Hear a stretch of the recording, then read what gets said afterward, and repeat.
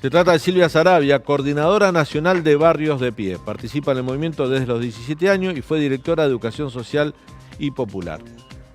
En el Ministerio de Desarrollo Social, obviamente. Silvia, bienvenida, ¿cómo estás? ¿Qué tal? Buenas noches. Gracias por venir. Una trampita de comunicación que tiene el gobierno, ¿no? Hoy anunciaron que el presidente recibió el movimiento Evita y recibió a la corriente clasista y combativa y al movimiento Barrios de Pie. Sin embargo, hay que decirle a la gente que no son ustedes. Recibió a los que representa Daniel Menéndez, que es funcionario de este gobierno, que se llama Somos Barrios de Pie. No decía eso la gacetilla de Casa de Gobierno, decía Barrios de Pie. Barrios de Pie son ustedes.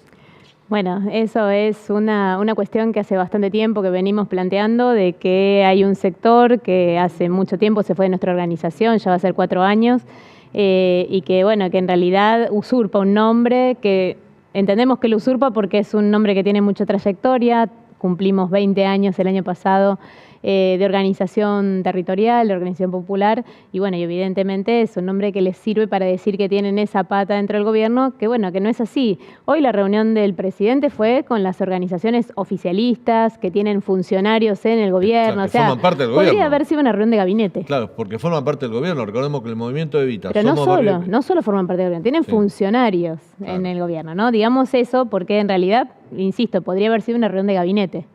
Y el propio gobierno dijo que mañana la marcha que se hace por el pedido del salario básico universal participa en el Polo Obrero de Eduardo Beriboni y la CETUC de Juan Grabois. Pero no los nombra a ustedes que van a estar mañana en la marcha.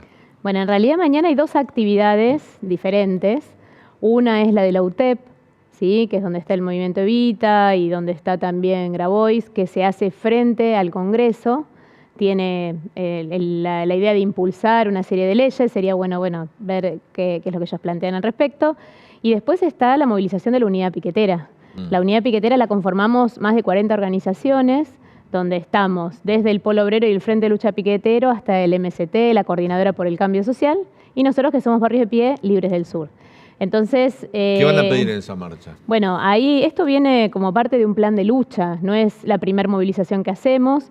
Lo que estamos planteando es que hoy los anuncios de la ministra Batakis nos preocupan porque no ha planteado ninguna medida para paliar la situación de los sectores más castigados. Ha planteado medidas para el sector financiero, ha planteado medidas para llegar al equilibrio fiscal, que es lo que nos pide el Fondo Monetario, pero no ha dicho qué va a pasar con toda la gente todos los que estamos sufriendo hoy, la inflación. La inflación que en términos generales estamos sufriendo toda la sociedad, pero siempre hay que pensar que la inflación de los alimentos es la que más aumenta y castiga a los sectores que utilizan la mayor parte del dinero para poder pagar alimentos. Mira, en estos 30 meses de gestión, ayer salió un informe, en estos 30 meses de gestión, la inflación de la canasta básica de alimentos fue del 212%.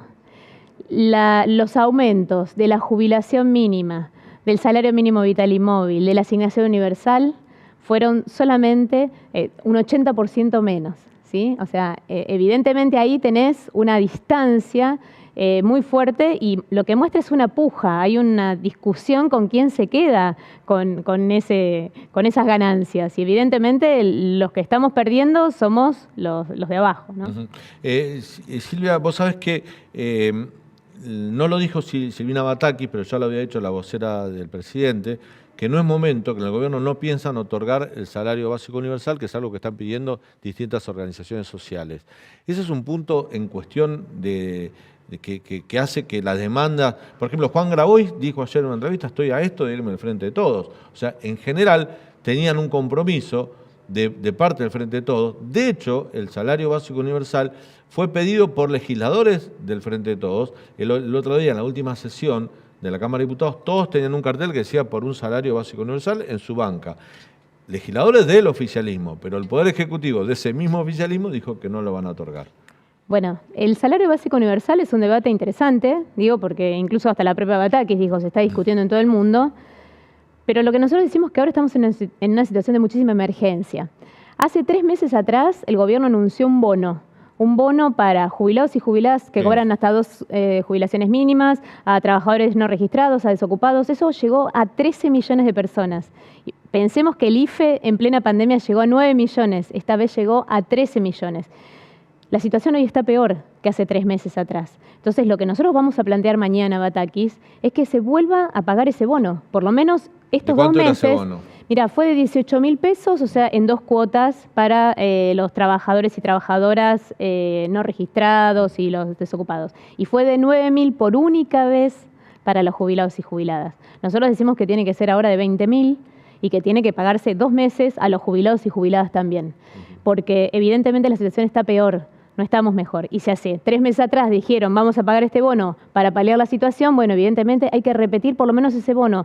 Y bueno, tomémonos 2 meses para discutir, para ver qué se hace con el salario básico universal. Pero una medida de emergencia ya urgente que el propio gobierno ya implementó sería volver a tener esta iniciativa. Vos sabés que, de acuerdo a las distintas mediciones, una familia tipo, para no ser pobre, necesita 105.000 pesos sin pagar alquiler y otras cosas, digamos, solamente para pagar lo mínimo indispensable. Para no ser pobre, 105.000 pesos.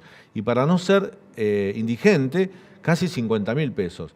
Esto pone a todos los jubilados que cobran la mínima debajo del nivel de indigencia, no de pobreza, sino de indigencia, lo cual hay un deterioro de los ingresos del haber jubilatorio como nunca hubo, que en general, te lo dice el defensor de la tercera edad, el salario, la jubilación mínima siempre era 2/3 de lo que se necesitaba para no ser pobre. Ahora es 1/3 de lo que se necesita para ser pobre.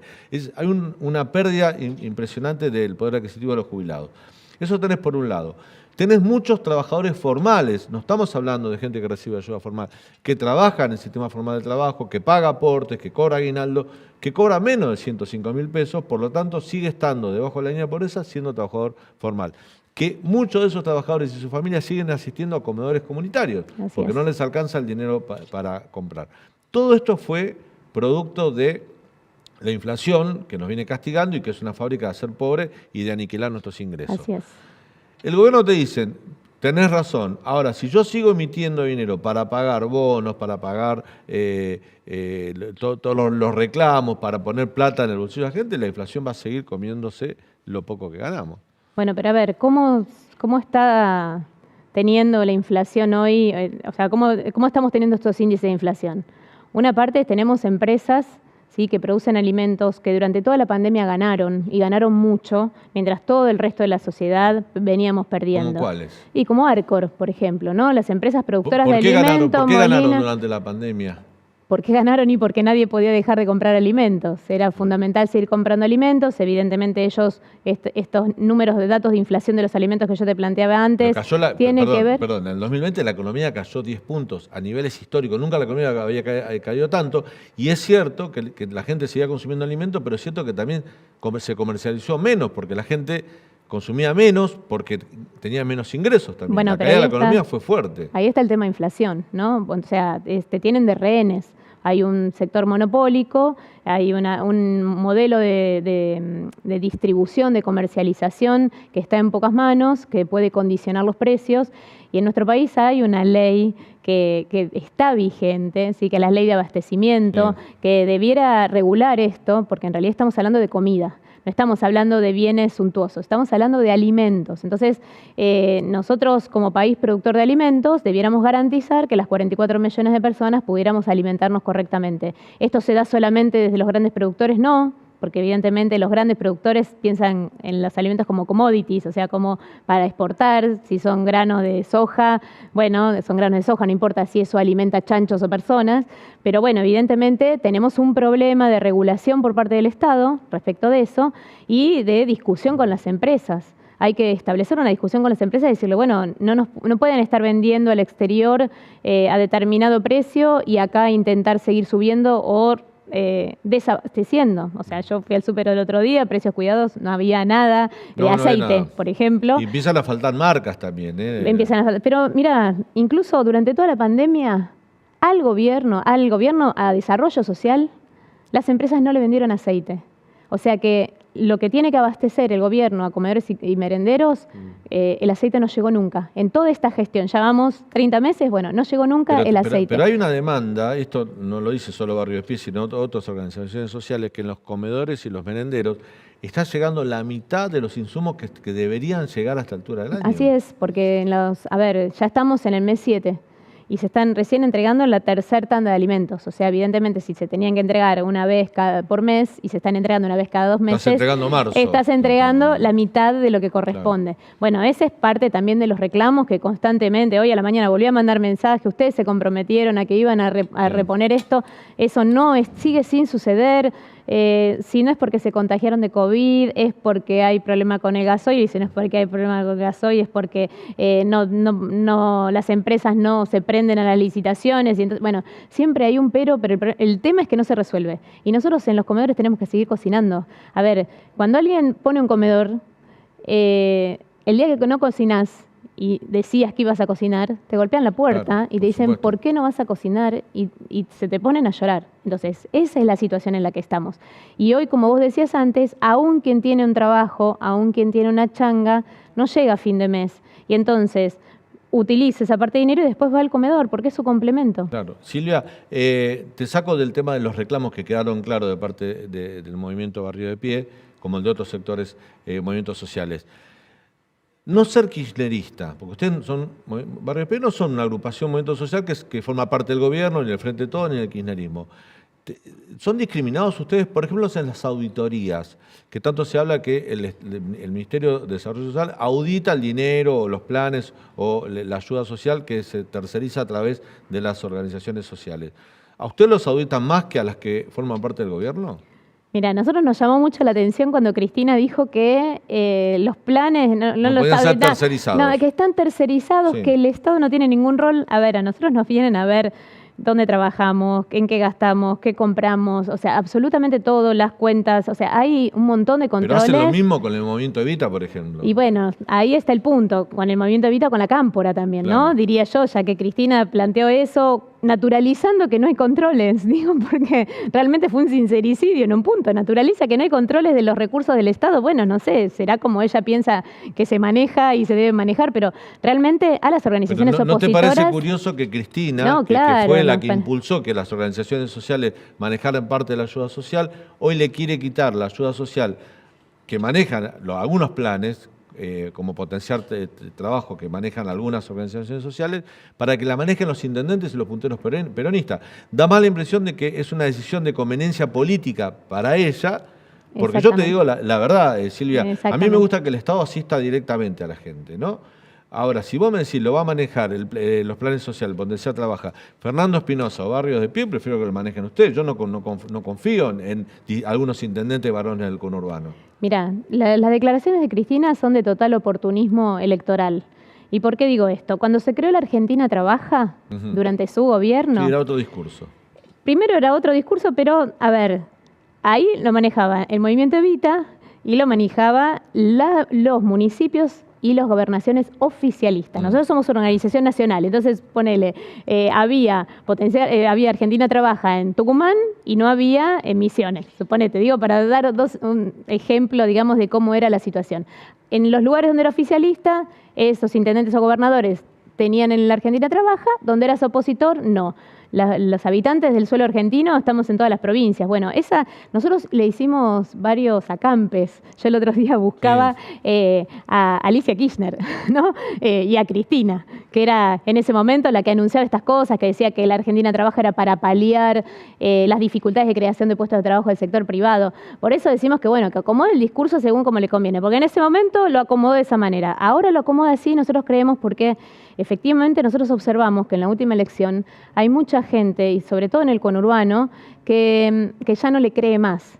Y los jóvenes también, ¿viste? Vienen como que ya están descreídos absolutamente de todos, y ya el kirchnerismo no genera ese enamoramiento que generaba, y Cristina no está generando ese enamoramiento que generó en otro momento. Hay algo que le preocupa. Hay una ruptura. Bueno, esa ruptura, y al gobierno le preocupa la alta conflictividad social que se viene. Por ejemplo, hoy yo comencé el programa contando que hoy, bueno, que para el campo es un sector productivo que no tiene nada que ver con tus intereses, pero que se enfrenta al gobierno en lo que puede ser el principio de una serie de conflictos.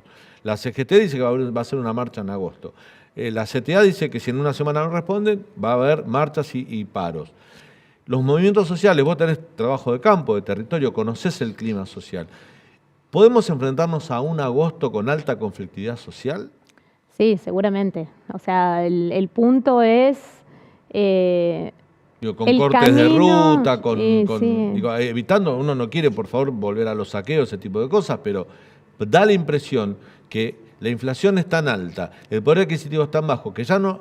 Porque en realidad el plan potenciar trabajar son 23.000 pesos. Sí, sí, Tampoco no alcanza. no le soluciona No la vida alcanza. a nadie, es un paliativo nada más. Es un paliativo. Pero digo, a lo mejor una persona que cobra ese plan también sale a protestar por otras razones. Y No, eso hace como un caldo de cultivo para un clima social bastante áspero para el segundo semestre. El problema es por qué se da ese clima social. Porque ese clima social se da porque hay un deterioro muy fuerte y hay evidentemente una puja de intereses muy fuerte. Entonces, seguimos perdiendo. Los trabajadores, los que están desocupados, los que cobran un plan social, todo el tiempo, los jubilados, se va deteriorando ese ingreso y entonces, bueno, hay que salir a plantear, basta del deterioro de ese ingreso. Evidentemente, si el gobierno no escucha eso, cada vez vamos a ser más sectores. De hecho, hay sectores oficialistas que están planteando movilizarse y salir a las calles. Bueno, evidentemente creemos... A ver, antes estaba péguele al muñeco Guzmán, ¿no? Sí, claro. Bueno, entonces, claro, la culpa era de Guzmán, peguémosle a Guzmán. Bueno, ahora eso ya no está. ¿Qué hacemos con Batakis? A Batakis la avalaron, la avaló Cristina, la avaló Alberto, la avaló Massa, y allá está la genia de Batakis diciendo que, bueno, que el ajuste hay que hacerlo más rápido y que va a ser doloroso, como dijo Georgieva. Bueno, esa es la situación. Entonces, a ver, este pueblo argentino... se revela frente a esas cuestiones. Ojalá todas esas protestas sigan siendo como son hasta ahora, protestas pacíficas, que nadie meta ahí, viste, alguna cuña para hacer barbaridades. Ese es el problema. Digamos, una vez que se enciende la mecha, vos sabés dónde bueno, puede pero terminar. a ver, no. Por eso decimos que es tan dañino criticar a las organizaciones sociales. Porque las organizaciones sociales, a pesar de la pandemia, a pesar de la situación que se deteriora, hacemos movilizaciones pacíficas, a pesar incluso de sectores que dijeron, bueno, los antipiqueteros vamos a organizar, y las provocaciones... termina siendo una barrera de contención que, por ejemplo, en el 2001 no existía. Exactamente, en algún punto, digo, de contención y de visibilización de la situación de una manera que a algunos les molesta porque se bueno, cortan la calle. Bueno, pero estamos haciendo visible que hay una situación que no da para más. ¿Qué estamos esperando? ¿Que se incendie todo? No, estamos planteándole el otro día cuando nos juntamos con Zabaleta, le dijimos, a ver, ministro, hay que volver a pagar el bono.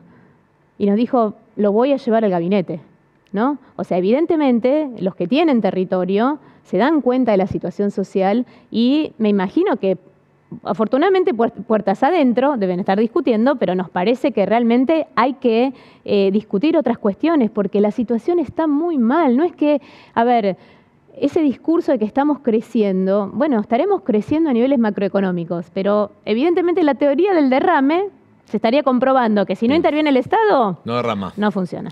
Silvia, gracias por tu visita. Bueno, gracias a vos. Bueno, si la cámara me acompaña.